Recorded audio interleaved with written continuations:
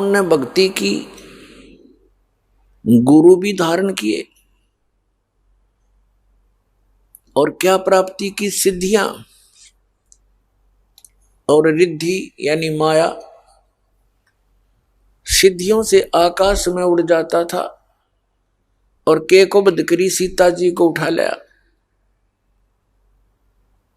पर नारी परतरिया को उठा लाया, उसके कारण मृत्यु को आप भी मरा और परिवार मरा दिया सारा, कुल का नाश करया, लंका लुटवा दी।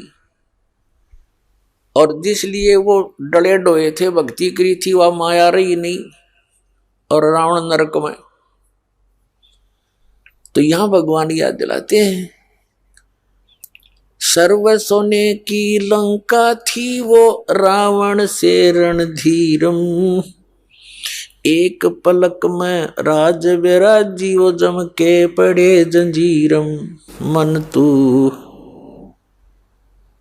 सुख के सागर बस रे भाई और ना ऐसा यस रे। मन तू सुख के सागर बस रे और ना ऐसा यस रे। यस माने महिमा। आप महिमा बनाना चाहते हो, बड़ी कोठी बनाकर, बहुत पैसे वाली मोटर गाड़ी कार लेकर, बहुत बड़ी फैक्ट्री लगाकर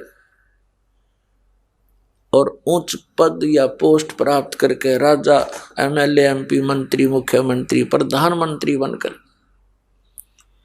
कहते ये यश कुछ को नहीं। ठीक है, कोई अच्छी आत्मा, अच्छा राजनेता भी हुआ है और जिसके कारण वो सुप्रसिद्ध हो गया, भक्ति करी नहीं, उसकी मृत्यु के उपरांत उसको उसका स्टैच्यू बना दिया,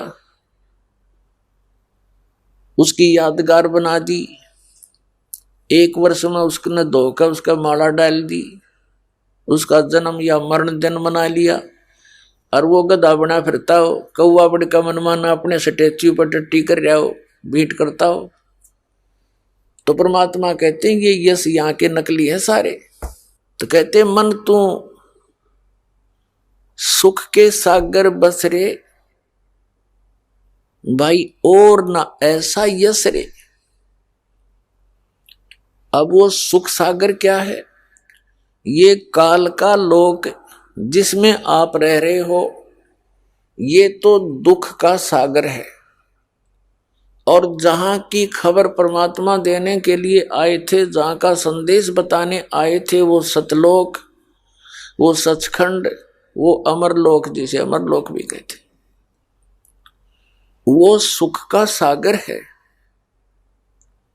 अब सुख के सागर को कैसे परिभाषित किया है परमेश्वर ने?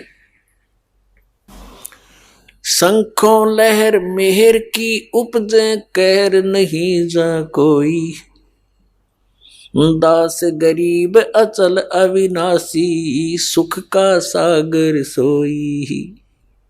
शंखों लहर मेहर की उपजे और कहर नहीं जा कोई।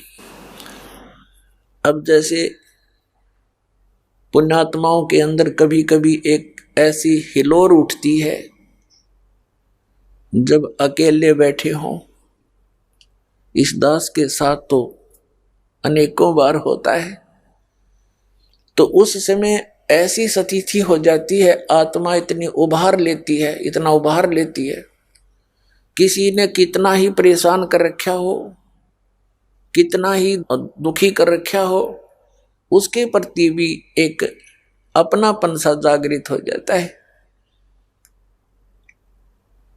और सब अपने से लगते हैं। किसी के प्रति किसी प्रकार का कोई द्वेष मन में नहीं रहता, चाहने से भी नहीं होता। उन क्षणों में वह मेहर की उमंग, वो लहर तरंग आई थी सतलोक से, आती उन्हीं में है जिनमें पिछले संस्कार कुछ पुण्य हो। लेकिन हम यहाँ संसारिक क्रियाओं को देखकर हम अपने अंतःकरण को इतना मलिन कर लेते हैं कि वो जो हिलोर उठती है वो दब जाती है, इस अड़ंगे का नीचे दब जाती है।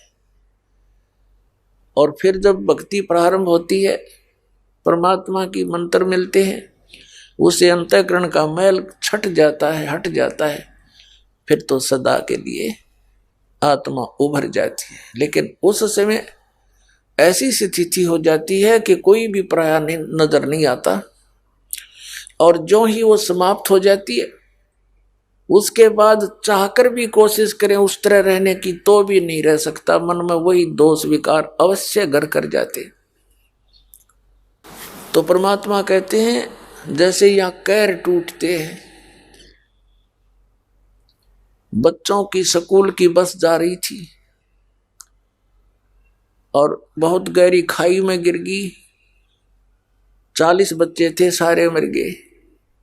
कैर टूट गया उस परिवार पर जिसको आस लेकर वो जी रहे थे। भूकंप आ गया एक बार गुजरात में, लाखों लोग मर गए रात में। तो यहां कहर टूटते हैं, ये लोग ठीक नहीं है।